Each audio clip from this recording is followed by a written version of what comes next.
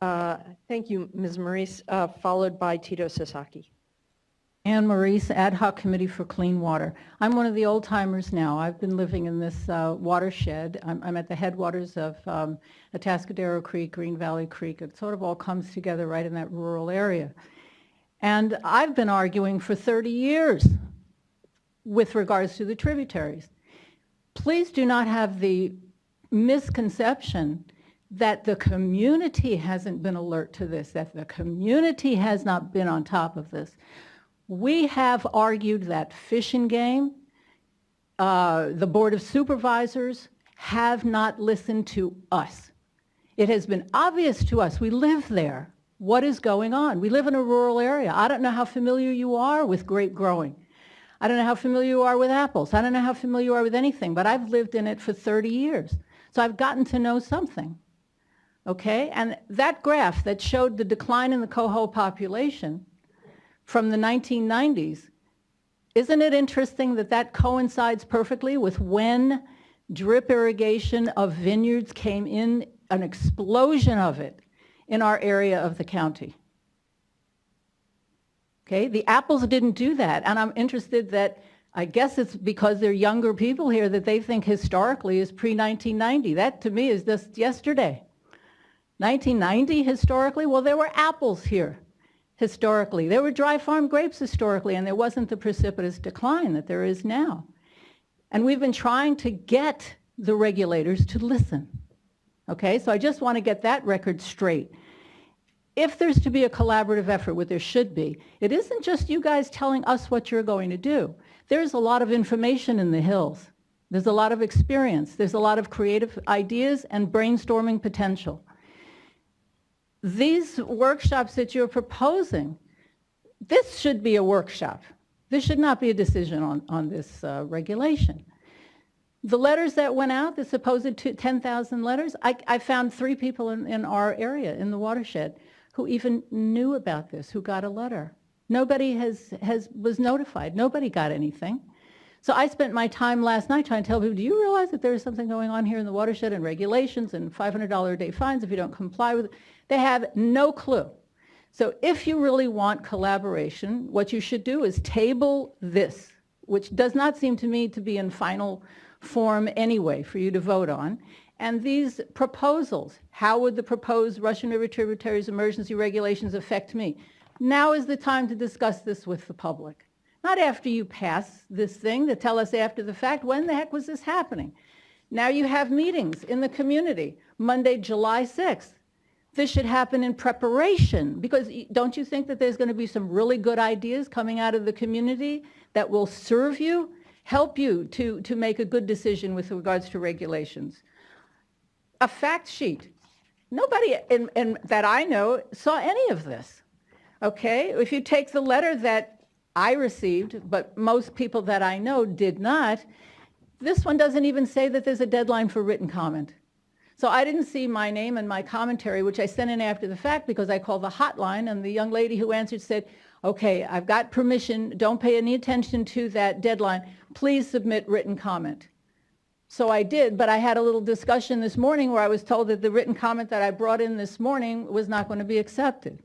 So with that kind of an atmosphere, you're talking about trying to build trust. My goodness. No, you don't have it.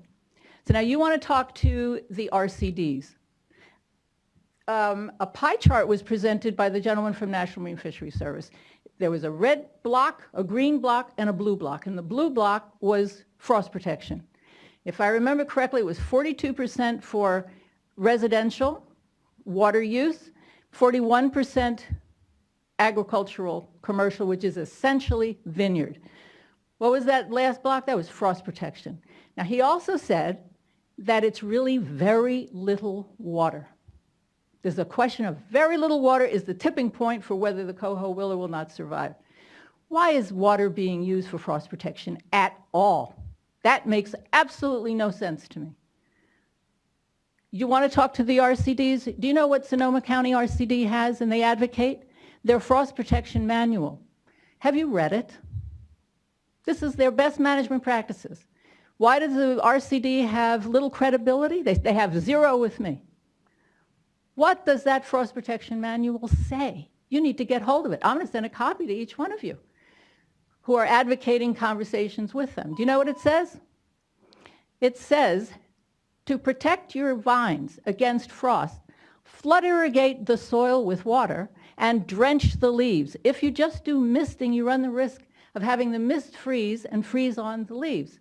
It is totally from the point of view of saving the grapes, not water conservation.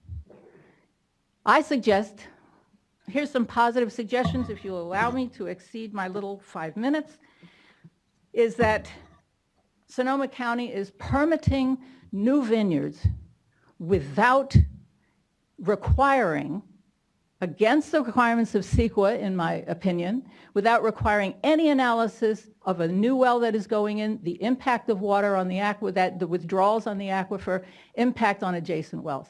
Now that's in violation of CEQA. All they have to do is to require some kind of consideration of groundwater in the permitting process. You said that the vineyards are being treated equally to the public. That is very misleading. Who is doing fountains in my area? Nobody's got water fountains in their front yard. Nobody even has ornamental lawns.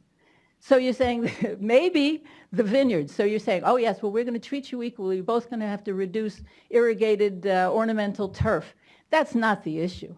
What you've left off the table and what's the elephant in the room is this irrigating the crop.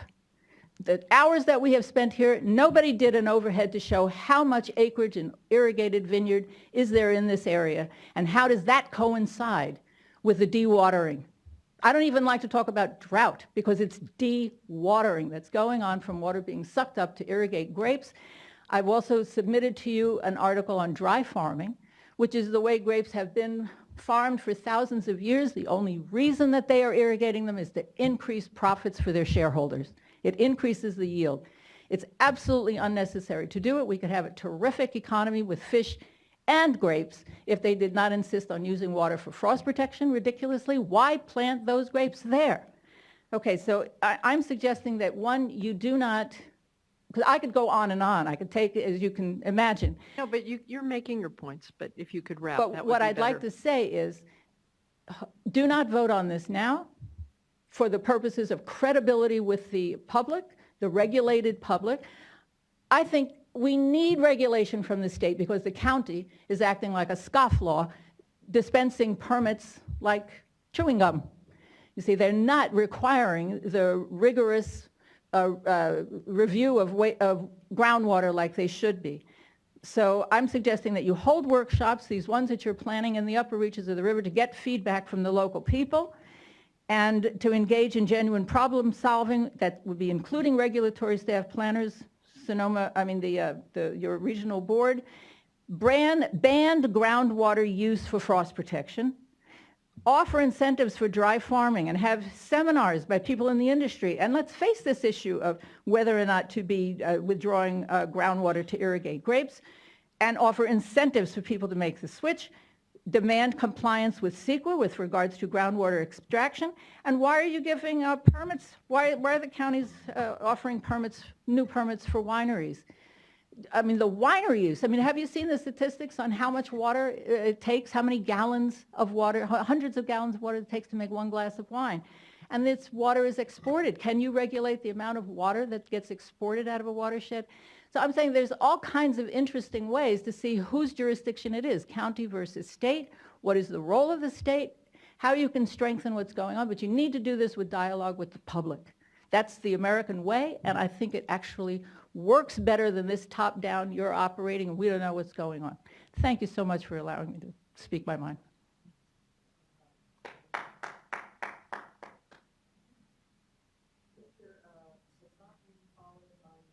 Matt O'Connor. You, and then, yes, you first. Madam Chair and member of the board, my name is Tito Sasaki of Sonoma County Farm Bureau, and at least we would like to request that the informational order be withheld from action at this time for the sake of not jeopardizing the best chance of saving fish. That what we need is a little amount of water in the stream this summer, that everybody agrees, and then also the landowners, particularly the agricultural sector, could play a very important role in maximizing the chance of fish survival, as the board member Dadamo has touched upon several points of Sonoma County supervisor even getting involved in that, and Mr. David Hans seems to support the idea too. So let's keep focus on that and not jeopardize that chance, because if the informational order is issued, particularly concerning the groundwater part, that will really take all our time and perhaps goodwill away from our real purpose. Because take an example, I'm a very small-scale grape grower. Still, I have about 5 wells. And to comply with the informational order, if I were subject to that, I might have to spend $10,000 for installing the meters and wiring it, testing it, etc. Otherwise, okay, I could provide estimate the figures of use, but what good is it if I just pull a figure from the thin air and give it to you? You can't really achieve anything. And if I have to be responsible, I have to give some credible data, and that will not only cost me money, but there's no way I can do that in 30 days. Because if everybody else has the same position, there's so many, just a few people who can install and test all these devices. There'll be a long line of waiting line. I'll be lucky if I get my job done in 1 year. So there's a practical problem there. And also, of course, there's an emotional problem that everybody would feel to be burdened by something like this one when we are trying to help the real problem of saving fish. And another problem is that the data that we are trying to get is the data required by this informational order will not establish anything firm as to the relation of the groundwater extraction versus stream flow reduction. Because this is the kind of thing that we have been working on in Sonoma Valley for the past 7 years, trying to develop a model of the interaction of the groundwater versus surface water, etc. And we are still about 3 years to get to that stage. There's no way that your staff can really establish that kind of a correlation. And then, I don't know, then what can you do? Because again, is there some new regulations based on that? But if you are going to use already you are, I think, using the reasonable use doctrine as the basis of your orders. And that's all what you can do anyway. So why do we have to go through this exercise right now at this moment when we could spend our time and energy on something more constructive and better? And so that's why at least I would request that informational order should be held off for the time being. Thank you. How many of your members? Pardon? You're president of the Farm Bureau? No, I was, but at this moment I'm the chair of the water committee. We have about 3,000 members. How many of your members have signed the voluntary agreement with the Fish and Wildlife, California? Many members. How many have signed the voluntary agreement? Have any of them? No, I don't know how many of these 22 are the members of our Farm Bureau, because they are primarily directed to the rural residential people, not for the agricultural people. And so, we have been talking this one with the department all along, and we try to help, and we certainly supported that, but we really don't have any control over the rural residential people because we don't represent them. And so that's our dilemma. But then we are talking, okay, after the department's work on the rural residential people, we were supposed to be talking how the agricultural community can help this effort to save fish. And we are just about getting into that phase when this other issue came about. By the way, I think it's too premature to say that 22 responses out of whatever number you sent spells that it's a failure. I don't think it's a failure at all. I think if you look, check with any sort of mail order catalog company, how many mail catalogs they send, how many orders you get. This is not a bad beginning figure. So and also what you are trying to sell is not quite a merchandise of Victoria's Secret either. So so I don't think we should despair that too early. Well, I'd just like to comment that I appreciate your leadership and thank you for the work that you're doing on the committee. I think it's important to clarify on the information order, you're not required to put in a meter.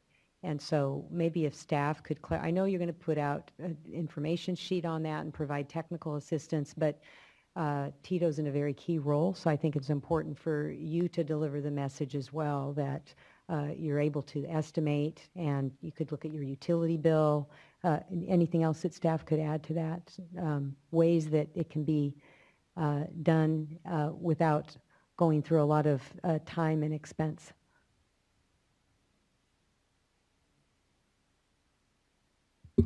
We are still developing some of the components of what we would be using for the estimation. Some of it is already existing online as part of the informational order that the board has already issued. So it would be referring to that information, and then we're also working through a couple things on that would be specific, unique situations for groundwater use, specifically a situation perhaps where the groundwater electrical meter is connected to the house, so it's very difficult to separate out how much water is being used because it just automatically refills these tanks, and that information hasn't been recorded. So we are working on providing more information on our website, and that is a large component of the outreach meetings, is to talk about the information that would be requested on the info order and how Right, people because can you're estimate. asking us to give you authority to issue the info order, not to issue the info order. Right, the way that the info order would work is that the regs would allow the deputy director to issue an informational order. It doesn't require issuance of an information order, but it can be issued once the regulation is in place by the deputy director. In terms of ways to estimate usage, it will be somewhat different for residential parcels versus ag parcels. For ag parcels, if you have a meter, that's great. You could use that. You can use electrical bills. You can also look at the type of crop you're growing, and there are standardized numbers associated with those as well. We recognize for residential properties it could be more difficult, and in those instances what the water board staff is recommending, and we will have as part of the information order, is that if you're unable to come up with a way to estimate your usage, we will have a number for that area that you can use multiplied by the number of people in your household to represent an estimation of what the water use is for you. Let me put the deputy director on the spot since he's sitting right there and ask, is it your expectation that should the board approve these regulations today that you immediately issue information order, or might you be waiting until after the outreach meetings in July before doing so? Because from what I'm hearing, it might help to use those outreach meetings being scheduled July 6th, 7th, 8th, and 9th to talk with the community members, to talk to the stakeholders, gather information, perhaps provide some clarification, resolve some of the misunderstanding before moving forward. But since you're here, let me ask you right now, what are your intentions? The way we envision the process would be, should you adopt today, then we would be submitting it to OAL. That has a 5-day approval, and that would be about the beginning of July. So we scheduled the outreach occasions to be after the document was finalized with OAL, so we all knew with some certainty what was in it. And then the outreach meetings are to do just exactly what you described, to explain what is in the regulation, to talk about methods that people could use to comply, to talk about what will be asked for in the informational order. And then once we finish that round of outreach, then we anticipate that we would move forward with the informational order. And we would do it on a staggered schedule so that different tributaries would come in at different time periods, perhaps a week, perhaps two, but we're thinking a week apart. To make more of a flow of the information. And so we were hoping to have that time for outreach and a lot of questions. That's why we've scheduled in various watersheds over that week time. One additional provision of the regulation that I should mention and highlight is the fact that, folks are concerned about the amount of time. So the info order allows 30 days from when they're issued for folks to respond. There's a provision in the regulation that allows for people to request an extension if they've substantially completed it and have good cause for that. And as you're speaking, certainly if there's any question of agricultural crop use and how one might extrapolate water, we can certainly try and have UC extension perhaps participate with us. I know there's lots of standardized methods that are used in estimating water use. Once again, what she's doing though, excuse me, but what she's doing is she's saying that they're going to shove something down our throats and then say, this is how you can comply, rather than getting the community together to help and actually come up with ideas to make this a viable way of doing it so that these people can be successful and we're all working together as a community rather than driving us apart and creating hatred, which to me is exactly what is happening right now, because these people are forcing something toward me rather than asking me, how can I help to make this better? Understood. Your point is understood. We'll talk about that a bit. Next speaker is Matt O'Connor, I think Dr. Matt O'Connor, followed by Larry Hansen. Thank you. Good afternoon. I'm presenting these comments on behalf of myself and my colleague Jeremy Kobor, who's watching in on the webcast in the office today. I also submitted some written comments that I would refer you to, and just to very briefly summarize those, because of the technical and scientific complexity of these kind of flow processes, we advocate for a comprehensive modeling approach to help provide the tools to get where you're trying to get with sustaining flow in these streams. And with regard to the proposed informational regulation, the kind of data that would be provided by that would be very helpful to calibrating and validating these kind of models. If you could bring up a slide for me. The models that we are actually working on right now have been funded by the Department of Fish and Wildlife through the Fisheries Restoration Grant Program. And we've been working on a model for Green Valley Creek and Dutchbill Creek with Gold Ridge RCD since 2012. The objectives of that modeling project are to evaluate the spatial and temporal variations in summer base flows, evaluate effects such as water use and climate variability on those base flows, with the intent of helping the RCD and Fish and Wildlife and National Marine Fisheries to plan fish habitat restoration.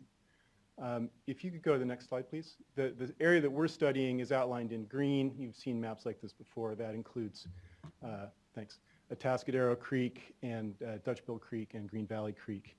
See if I know how to do this. Okay. So the model that we're using is a model called Mike Shee. It's not a model we developed.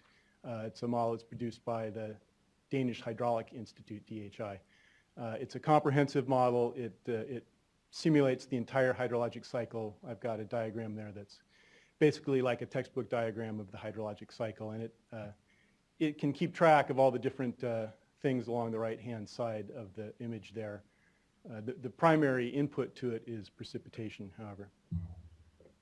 And one of the things that sets this model apart from other models that model hydrology is that it does try to make a complete interaction between surface water and groundwater. And it's not simply a groundwater model, not simply a surface water model. It's trying to see how those things relate to one another. I'm going to give you some images from the model that is essentially in complete form. We're finishing the project this summer. This is a representation of wells in the Green Valley, Dutch Bill, and Atascadero Creek watersheds. And the green dots are domestic wells, the yellow dots are agricultural wells. I should say that these wells are not confirmed to all exist. We did get access to well completion reports for this entire area to help with our study, but this map assumes that there are domestic wells on residential parcels, and there are ag wells on agricultural parcels, and we have taken into account all the water rights on file with the Division of Water Rights. Oops. Okay, so some of the things this modeling project can provide are estimates of groundwater recharge, such as shown in this map. Oh, yeah, delay. Groundwater discharge from the groundwater aquifers and water table to streams, shown in this map. And these are some of the predictions the model provides for flow depth in streams. This happens to be for water year 2014. You can see different colors along the stream network, and down in the legend there are different colored dots that correspond to different estimates of mean flow depth in the stream channel. And I think of interest might be, okay. Well, I was going to try to point out the upper part of Green Valley Creek that we've been talking about, but I don't see that I can. Right, you may need to, there.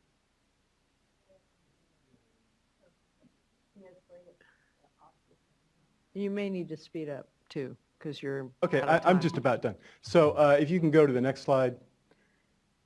I can do that, but I'm sorry, I've gotten flustered now because of the pointer. So this is just another example of model output showing a similar map of unimpaired flow conditions. We basically took out of the model all the water use. So this would represent base flow without water use in the watershed. And the next slide is, I think, the last one. Thank you. This is just a representation of a climate change scenario with drought conditions, or we could just call it a drought scenario with water use in the watershed. So we think this is going to be a helpful approach in the future for the policies you're trying to pursue. Thank you. Very interesting. Mr. Hansen, followed by Danny Merkley.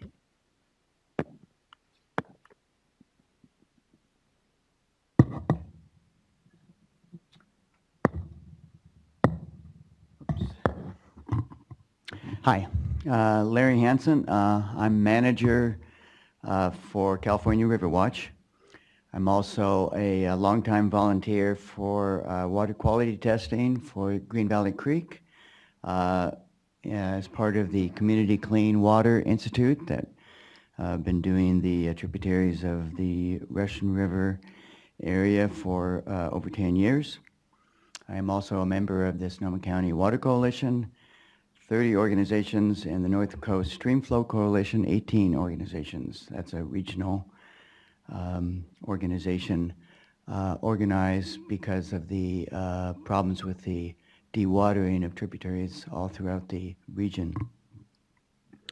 So I have been testing 3 sites along Green Valley Creek for over a decade and have personal knowledge of many of the other tributaries as well. Born and raised in Sonoma County, and I know it quite well. So anyway, we as an organization are here to support the board, like we have in the past, to take effective actions to regulate the water in the Russian River system so that tributaries can maintain a sufficient flow, and not necessarily a minimum flow, but sufficient flow, to maintain healthy fisheries and other wildlife conditions, and that represent the public trust, which is your mandate. But we do think you're missing the mark, and the mark being irrigating of wine grapes and the use of water for wine grape production. We're here to testify that the current problem didn't start with a drought. There has been a trend of dewatering for many years. That's why the organization I just mentioned previously formed many years ago. About over 10 years ago, there was a kind of a gold rush of vineyard winery production, and first in Napa County, and then now is going on in Sonoma County. So it's continuing today, and so consequently the water flow in the tributaries has been on the decline, and the drought, of course, has exacerbated that situation. The impact on the tributaries is not only caused by vineyard expansion and water use next to or near the tributaries, but also by allowing vineyards and actually wineries on the top areas of watersheds that has actually been taking out recharge areas and impacting, like Marquess Creek is a classic example of how that's happened. Let's see. So in addition, there's a unique allowance of vineyards to have wineries. I mean, there's agriculture, then there's wine grape production, which has a unique having a big production facility, and then wine tasting, and then event centers that kind of go with it. Now, if I was doing apples, like this gentleman here, I wouldn't have had all that. I would have had my apples, right? And maybe some sheds and different things for holding. So there are a few vintners that are doing a commendable job. They're utilizing dry farming, organic methods as well, and some others that I think that are protecting the creeks that are alongside their vineyards. But individual landowners also, I think, might be open to doing better. However, the organizations that represent these wineries and vineyards don't seem to be wanting meaningful regulation. At least that's been the practice in the past. What they seem to be protecting is the notion of the I have it and I want it all. And I'm hoping that will change. But today we need to retarget what we're trying to do, I believe. The 80% water use statewide by ag needs to be retargeted. I'm just about done. And so I think this needs to be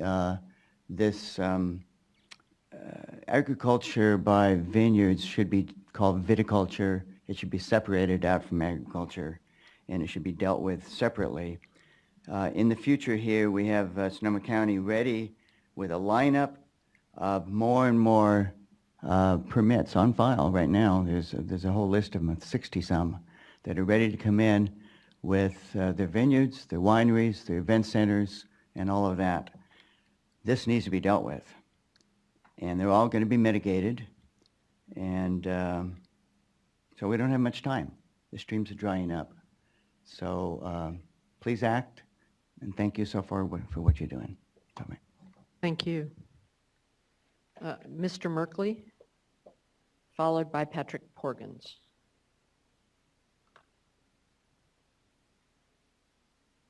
Thank you, Chair Marcus, members of the board. I just want to test something because you know me. If the mic works with the short guy. Wanted to do that to me for a long time.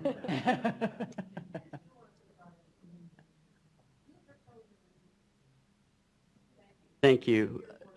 Danny Merkley, Director of Water Resources for the California Farm Bureau. Let me start with something I didn't plan to say with regard to my organization and other organizations that some may feel aren't interested in meaningful regulation. I think back in 2009, we had a comprehensive water package that was passed by the legislature. Working with your staff, I spent considerable time preparing extensive guidance documents for helping our members and others understand how to comply with the water diversion and use reporting. I put together 2 full-page articles to our membership over the next year, and we did a front-page article for them as well. And this document is still a good document today to help people understand how to measure their diversions and use, unless that changes with certain trailer bill language that we're seeing go before the legislature the next couple of days that is a little troubling. So now I've digressed and I've probably lost my whole train of thought. I'll try to get back on. I do appreciate staff's efforts to explain this. I will say, and this is not critical of staff because this is very complicated and it's somewhat new charted territory, it still is clear as mud to me. I'm really not sure what this is doing, what it's trying to do. So if I misunderstand some of this, I'm happy to be corrected and set on the right path here. We do have some considerable concern with the way Department of Fish and Wildlife is estimating fish numbers. I too was very confused by that chart early on. At one point they're counting and another point they're estimating. I'd love to be able to estimate in some of our more remote areas of the state how much water we're diverting, and we really can't do that. We do believe that the Water Board since 2009 has had civil penalty authority to address those areas or those individuals that are not reporting this stuff properly. We would like to see those things remedied before we pile on top of the folks that have been working to comply at reporting, whether it's in Sonoma County in the Russian River watershed or points north or other areas of the state. Very concerned about the assumptions that all groundwater pumping in these 4 subwatersheds are considered to be connected with subterranean streams. That would be a good correction because that's not what I heard them say. What they're saying is they don't know and they need the information in order to even begin to figure it out. Correct. I heard that. It's hard to determine, and in one terminology I wrote down, it said not possible for some things to get done. But what I did hear is that they're all considered to be doing so unless they can prove otherwise, and that's extremely problematic, if I understood that correctly. I thought that was a way to get out of submitting an information order or an information response. So to clarify, the informational order would be sent to all landowners, and all landowners would need to provide information that would help the water board determine whether or not they were hydraulically connected. That will be a time-consuming process to weed through all of that information. So there's not a direct out of the regulation at this point in time. How will they know? How would they know? How would they know if they were hydraulically connected? They wouldn't know at this point in time. Then we have a dearth of information. We don't have sufficient information on all of the wells that are in these 4 tributaries. We need to gather that information in order to be able to understand the hydrology and know in the future whether or not these wells are hydraulically connected to the stream. So how much of the information on that is helpful in curtailments this summer, and how much is for future curtailments in future years as you're able to triangulate more information? So it's all helpful. Both are valid. I Yeah, wanna know no. which is what. Yeah, so it's all helpful. It's a matter of, whether or not curtailments would be needed in all watersheds or certain watersheds in terms of whether you'd be able to target evaluating the information. It also, I would see it being somewhat of a, if we're doing it immediately, somewhat of a triage type of approach, and we'd have to look at how it would play out. But, you would get information on all of the wells, where they're located. You get information on the type of geology. And so by doing that, you could focus your curtailment analysis on wells based upon proximity to the surface water body, based upon the type of geology, their screen intervals, and those types of things, if you had to move forward with curtailments this summer. Of course, if we had the drought continue in a future year, we would be able to look more holistically at all of the data and have a better information and be able to refine that better. But, it's a quick and dirty type of thing versus a long-term thing in terms of resources and the amount of time we'd have to do for curtailments now versus curtailments if the drought were to continue. So what you're saying is, by these questions you asked, the screen intervals and that whole long list that Dan had on the slide, you can match that with the available information you can get from USGS and other entities to see if you can draw the connection. Well, so part of the information that would be provided, in addition to the screen interval, would be the well log, and that would provide information on the geology associated with where that water is being taken out. Yeah. And some diverters may already have this information, so they could certainly begin to give that to us, like frost protection diverters under the Russian River Frost Protection Regulation may have already begun to get that. Well, because we already have regulated them as of this year. Correct. Finally. It has gone into effect this year, but some of them may have already started looking at getting the information to show potentially that they are not hydraulically connected to the surface stream. And so that information, if they've already gathered it, could be submitted right away, and we could begin to look at those who already have it, whether under that or under Sigma. Somebody who's already started could certainly give us more to show exactly what they're trying to. Speaking of information that you already have, what about on surface diversions?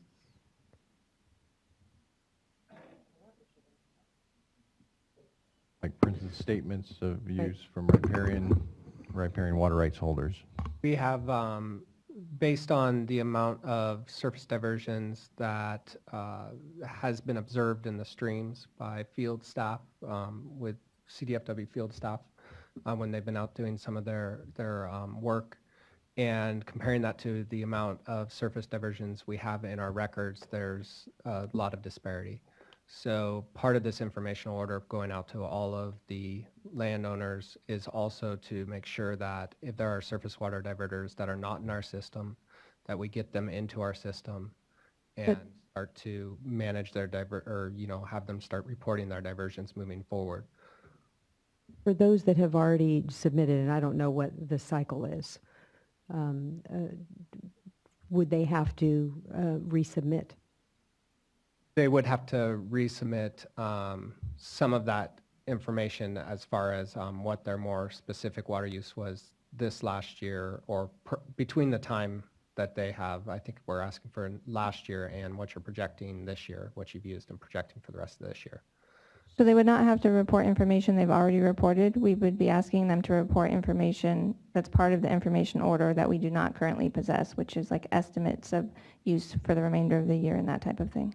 Similar to the other information orders that the board has approved and sent out. If it's okay, I just wanted to add something to what Aaron was saying earlier about using the information from the information orders for this current drought. And one of the dynamics in the stream system, and please, people who know this better, feel free to jump in and correct me if I'm misstating something. But the amount of water that we're asking for in the summer period is really very, very, very, very little. And there's really hope that the curtailments will provide, I'm sorry, the conservation, absolutely not the curtailments. The conservation will provide the kind of stream response to avoid extirpating a year class of one of the most at-risk species in the entire country. As we move into needing water for migration, if it doesn't rain, as everyone hopes it will this coming rainy season, may all the predictions about a massive El Nino be correct, and may it actually be one of the 50% of El Nino years that means it rains more. You know, hopefully we won't need to get to this, but we would have the information at the point when we would need more water to support those particular life stages of the fish. So that you speak to the short-term value of the information, and then when we talk about the long-term value, isn't it though our intent to, as in the spirit of Sigma, to really encourage local management of that type of information in the long run? I mean, we'll be the authority by which the information is collected, and we'll have ERIMs and other resources, but isn't it the spirit of using this information is to empower the locals to better manage these waters on a watershed basis? I think both are true. Yeah, I would. We have the obligation on the water rights system. Right. Not them. So I think it's all, the first level, we encourage the voluntary effort, the voluntary approaches that folks can undertake. Secondly, we encourage local county approaches to resolve problems at the local level. And it's, you know, outside of that, when it comes up to our level, that we are acting more as a hammer rather than in another fashion to put forward a regulation that is necessary at this point in time. We're in an emergency situation. We haven't done the same amount of outreach and stakeholder involvement in asking for input that we would normally do as part of another process. We are looking at an emergency regulation for a very timely action that's necessary to protect fish at this point in time. And so this is different than what we would normally be doing. Yeah, Right. And it doesn't mean that we won't be pursuing those types of coordinated efforts moving forward. I think this drought has raised a lot of issues that we are looking at and trying to find long-term solutions to. But in this case, we have an immediate need to get water into the stream to protect this species. Right, and we'll come back to that in the discussion. One thing I would like to do, and I know I'm asking questions too, is I'd like to let Mr. Merkley finish, get through our speakers, and then we can all, as we are wont to do, focus our questions and issues for the staff so that we can decide what to do today in a timely manner. So, Mr. Merkley, continue. I was a little bit puzzled and troubled by something I heard just a second ago, and that is with regards to not having a handle in that region of all those that are diverting and what they're diverting. I'll go back to my document that also points out that Water Board in 2009 received $3.75 million and 25 new PYs for that purpose. And two of the major focus areas that the Water Board stated they were going to look at, one was the North Coast region and the other was the Sacramento-San Joaquin Delta. So I don't know where these gaps are. I've been getting a lot of calls from members over the last couple of years and working with water rights enforcement and other folks to make sure that folks got the message and that we're getting this done. So I'm a little concerned that here we are 5 years later, and we still don't know in that little spot who's diverting and how much they're diverting. Right, Mr. Merkley, it was I was with you when it all passed, but we didn't get the staff until a couple of years ago. So it may well be that they've been focused on the Delta. But let's take that one offline, not use all your time on that. Okay, my time's up. So May close. So in closing, I'd like to say I think I get the sense that staff and the board is trying to balance between the ecosystem, between species, and between the impacts on people's livelihoods and or lifestyles in that region, both in and out of agriculture. And so that's very important, especially understanding the impact not only just on growers that are multi-generational that have invested in what they're doing, but also on local schools, the local economy, everybody in and around that area that depend on that economy being strong.